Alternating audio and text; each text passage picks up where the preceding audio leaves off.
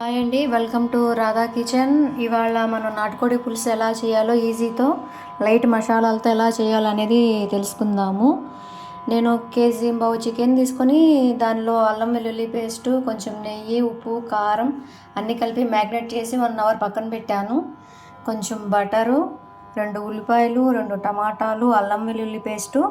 ఇది పండు మిరపకాయలతో చేస్తామండి, సో కారం కొంచెం తక్కువగానే వేసుకోవాలి. పండు మిరపకాయలు మనకి కారానికి సరిపోను కొన్ని మిరపకాయలు, కొత్తిమీర. మసాలాలు వచ్చేసి ధనియాల పౌడరు, చెక్క, నువ్వులు, బాదం పప్పులు, లవంగాయలు 6-7 అయితే సరిపోతాయండి, జీలకర్ర పౌడరు.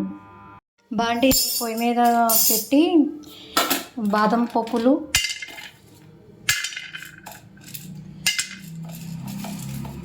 లవంగాయలు,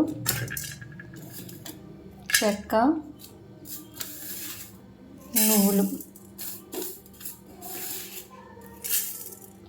నువ్వులు కూడా 2 స్పూన్లు అయితే సరిపోతుందండి.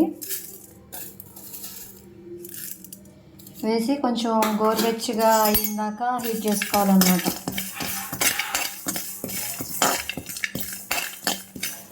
బాదం పప్పులు కూడా 5-6 అయితే సరిపోతాయండి. కొంచెం బటర్ తీసుకోవాలండి. బటర్ వేసి అది కొంచెం కరిగినాక ఉల్లిపాయ ముక్కలు అవన్నీ కొంచెం కట్ చేసుకొని పెట్టుకోవాలి.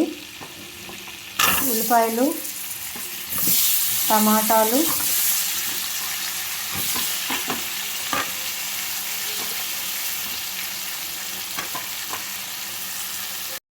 పండుమిరపకాయలు చెప్పా కదా, పచ్చిమిరపకాయలు పండినవి అని, అవి అన్నీ కలిపి వేయించుకోవాలండి. బాగా మగ్గిన దాకా వేయించుకొని ఆరినాక మిక్సీ వేసుకోవాలి.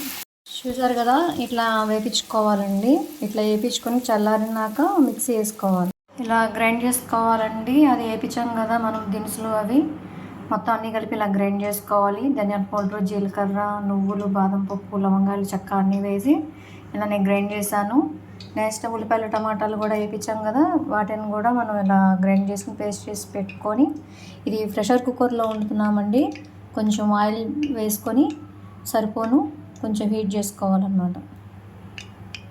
హీట్ చేసుకున్నాక ఇలా ఆయిల్ హీట్ అయినాక ఇందాక మనం మిక్స్ చేసి పెట్టుకున్నాం కదండి, అది వేసి ఇట్లా వేయించుకోవాలన్నమాట. మళ్ళీ ఆయిల్లో కొంచెం వేయించుకోవాలి. ఇలా ఆయిల్ అంతా బయటకు వచ్చిన దాకా వేగినాక కొంచెం అల్లం వెల్లుల్లి పేస్ట్ చెప్పా కదండి, ఆల్రెడీ కొంచెం మనం కలిపి పెట్టుకున్నాము, సో కొంచెం వేస్తేనే సరిపోతుంది. ఒక 2 స్పూన్లు అల్లం వెల్లుల్లి పేస్ట్ వేయాలన్నమాట. వేసి అది కూడా బాగా వేగాలన్నమాట. బాగా ఆయిల్ బయటకు వచ్చిన దాకా, పచ్చివాసన పోయిన దాకా వేయించుకోవాలి. ఇదిగోండి ఇలా వచ్చింది. ఇలా వచ్చినాక కొంచెం కారం వేసుకోవాలి. ఎక్కువ వేసుకోకూడదంటే ఆల్రెడీ మనం కలిపెట్టి పెట్టుకున్నాం, ప్లస్ పచ్చిమిరపకాయలు కూడా మిక్సీ వేసాం కాబట్టి కొంచెం సరిపోతుందన్నమాట.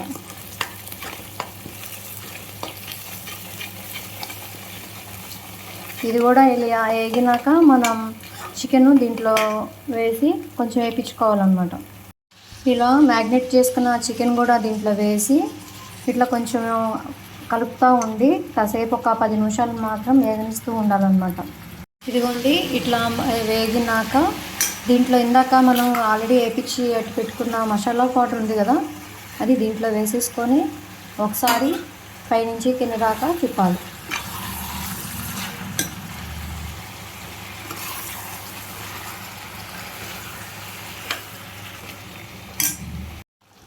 తిప్పినాక కొంచెం వాటర్ పోసుకోవాలండి. వాటర్ పోసుకొని కలుపుకొని, ఉప్పు సరిపోకపోతే కొంచెం ఉప్పు, కారం కూడా మీకు చాలాపోతే ఇంకొంచెం వేసుకోవచ్చండి. నాకు సరిపోలేదు, అందుకని నేను మళ్ళీ వేస్తున్నాను.